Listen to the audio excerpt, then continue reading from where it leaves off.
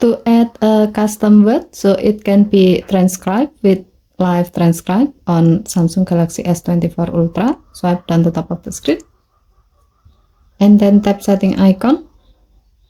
Scroll down the screen to find accessibility.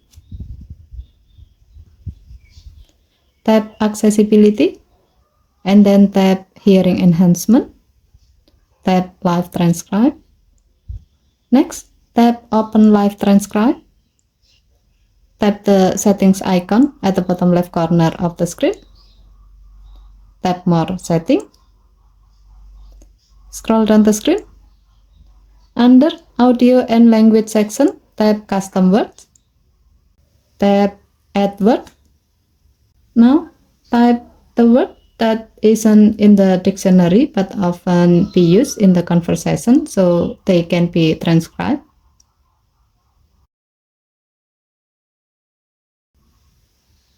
And then tap down key at the keyboard to add the word to the list. By doing this, now the word that you have added to the list will be transcribed while you are using live transcribe. Okay, thank you for watching. Please help to like and subscribe. Have a nice day.